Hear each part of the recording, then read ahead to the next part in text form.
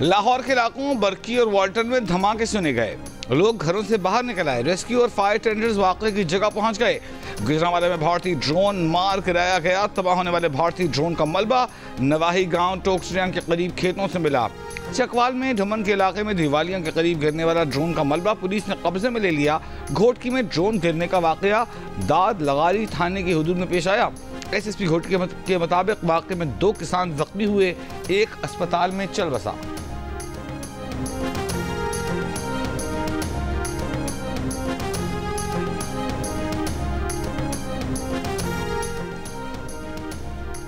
कराची, इस्लामाबाद, लाहौर और सियालकोट एयरपोर्ट्स पर flight operation आर्जी तौर पर मुअत्तल। एयरपोर्ट अथॉरिटी के मुताबिक कराची, लाहौर और सियालकोट में दिन 12 बजे तक फ्लाइट ऑपरेशन मुअत्तल रहेंगे। मुसाफिरों को ताज़ा तरीन सूरत हाल के लिए मुताल्लिका एयरलाइन से राब्ते में रहने की हिदायत।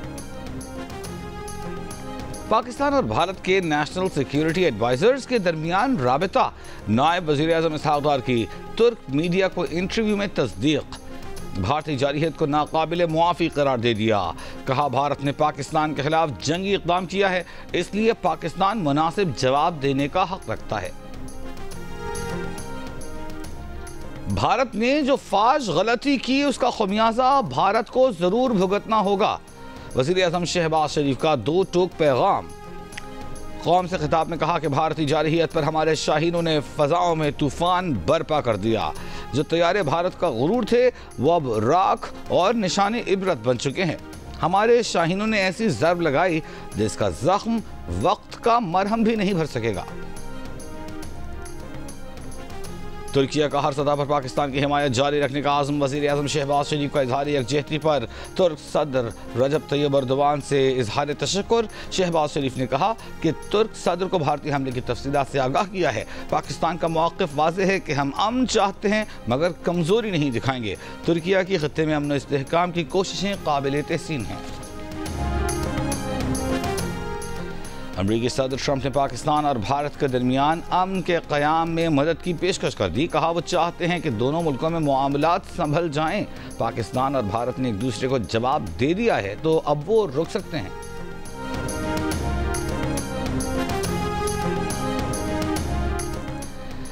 DGISPR लेफ्टिनेंट जनरल अहमद शरीफ चौधरी ने कहा है कि भारत के बुज़दिलाना हमले में अब तक 31 शहरी शहीद, 57 जख्मी हो चुके हैं।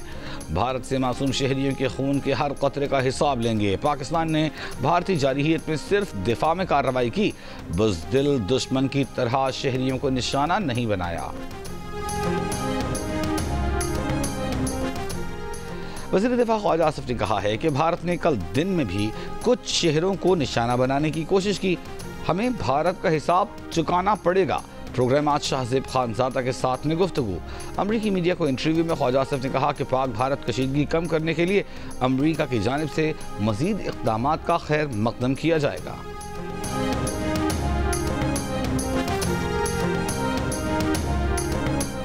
ईरानी वज़ीर ख़ारजा अब्बास अराग़ची नई दिल्ली पहुँच गए। ईरानी वज़ीर ख़ारजा अब्बास अराग़ची भारतीय हम मनसब जयशंकर से मुलाकात करेंगे। ईरानी वज़ीर ख़ारजा ने रवां हफ्ते पाकिस्तान का भी दौरा किया था। ईरान ने पाकिस्तान और भारत के दरमियान सालिसी की पेशकश भी की थी। Army chief general Asim Munir का एयर हेडक्वार्टर्स का दौरा। ISPR के मुताबिक आर्मी चीफ ने चीफ ऑफ एयर स्टाफ और एयरफोर्स के शाहीनों को भारतीय एयरफोर्स की तरफ से की जाने वाली जारहियत के मज़मूम मंसूबे को फौरन नाकाम बनाने पर खिराज तहसीन पेश किया। पाक फ़ज़ाइया को एक बार फिर दुश्मन के मुताअद्दिद जहाज़ मार गिराने और अपना लोहा मनवाने पर बेहद सराहा। आर्मी चीफ ने इस मौके पर तीनों सर्विसेज के माबैन बेहतरीन ताउन को भी सराहा। मुलाकात के दौरान इस आज़म को दोहराया गया कि किसी को भी पाकिस्तान की जोग्राफियाई सालिमियत की खिलाफ वर्जी नहीं करने दी जाएगी। जो भी इसकी कोशिश करेगा उसकी कीमत अदा करेगा।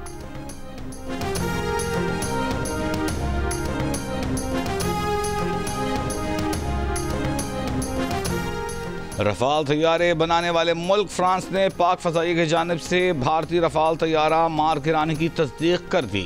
अमरीकी टीम के मुताबिक ये बात आला फ्रांसीसी इंटेलिजेंस एहलकार ने बताई। तारीख में यह पहला मौका है कि फ्रांसीसी साख्ता जदीद तरीन जंगी तैयारे को किसी लड़ाई में मार गिराया गया हो।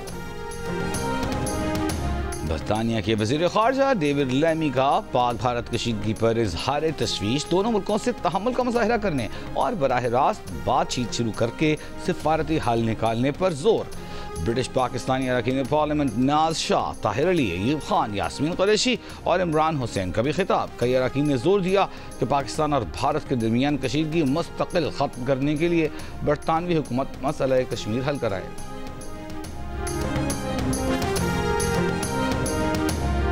भारतीय रियासत उत्तराखंड में हेलीकॉप्टर गिरकर तबाह, 6 अफराद हलाक। हेलीकॉप्टर गिरने की वजह फौरी तौर पर सामने न आ सकी।